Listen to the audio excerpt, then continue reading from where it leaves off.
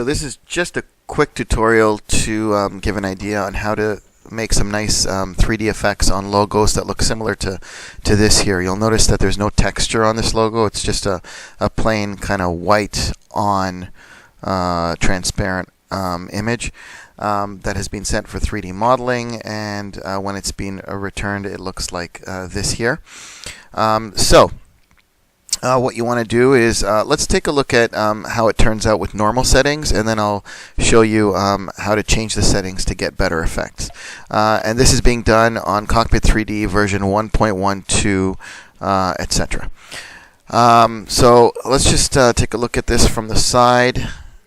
We'll just click on Go.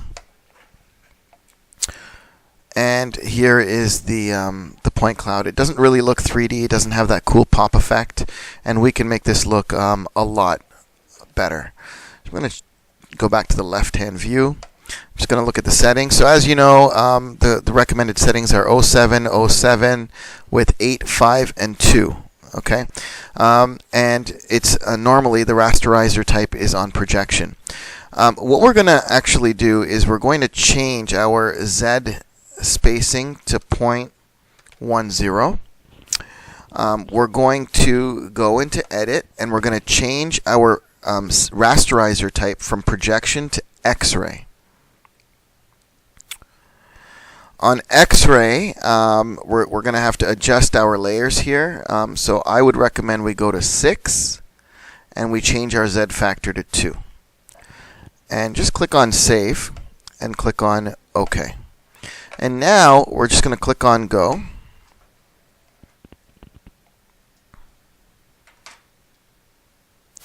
And you'll notice that it has more of a depth to it. Actually, you're seeing kind of the front of the model and the back of the model. Now, the side of the model is still fairly invisible because of the shadow on the side. So it's very, very dark, and therefore, as we know, the colors that are closer to black appear as less points, and that's what's happening here.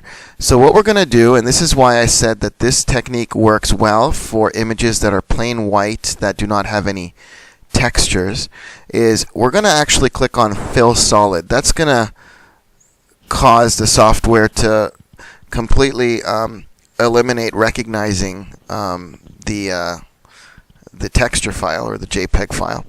And what it's going to do is it's going to apply white to this entire model. So if we, and just make sure that your fill brightness is set to 100. And now we're going to click on Go.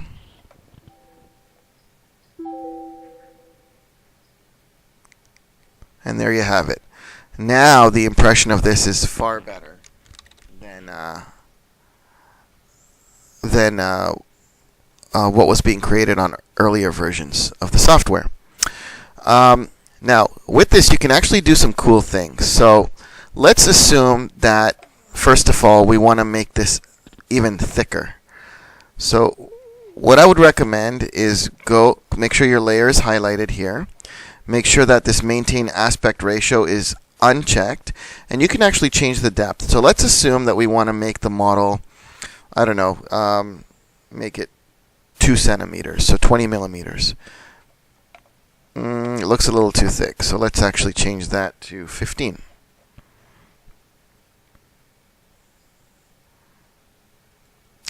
And now we have a nice thickness, and we can click on Go, and it'll create a point cloud of this entire model at a 15 millimeter depth. Let's say we want to get a little more creative, and we want this top part to be 10 millimeters, and we want the bottom text to remain at 15 millimeters.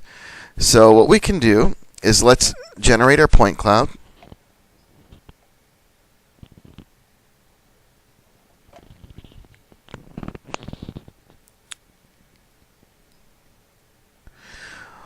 We're going to delete the part of the model that we want to change the depth on. So that would be the top part of the model.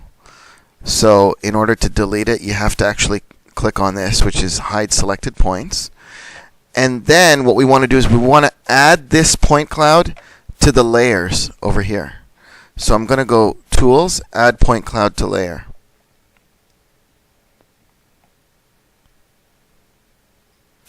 Now I'm going to click here where it says Point Cloud Preview. I want to go back to my scene where I can change things around. And if I double click on any of these layers, it makes them go invisible. So let's say I double click on the original adjustable CI file here. You'll see that now it only has the point cloud that we had kept as part of the point cloud view. So what I'm going to do is I'm going to actually make my CI file visible, and I'm going to move it so that it's not overlapping the CAD. I'll move the CAD back a little bit. And now what I'm going to do is I am going to also make this here invisible, because when I click on Go and generate, I don't want it to generate this as part of this. Let me explain. If I keep it the way it is right now and I click on Go,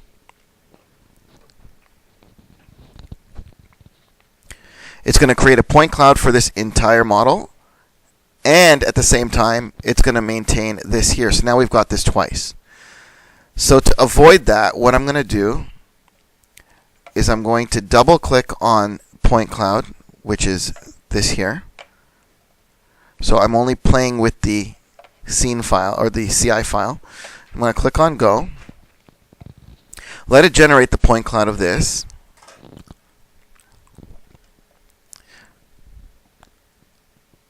Oh, there's one thing we forgot actually. The whole point was to change the depth. So let's first click on Maintain Aspect Ratio and change our depth to 10. So now it's going to be 10 millimeters. Whoops. Let me just go back and let's make sure we have Maintain Aspect Ratio off. 10. Good. And now we're going to click on Go.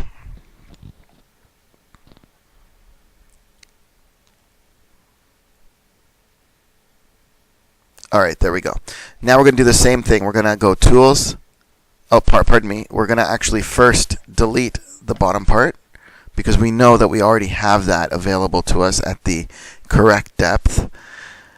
And now we're going to go Tools, Add Point Cloud to Scene Preview. Okay, so now you can see here it's got the original CI file. It has the point cloud file, which was the first one we did, of the bottom part, which was the text. And it has the point cloud file of the top part. So let's go to our scene.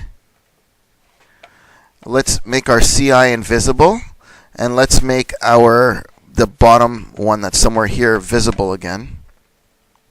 And there it is. Okay. So now what we can do is we can play with these two layers and move them accordingly. So what I'm going to do is I'm going to move this here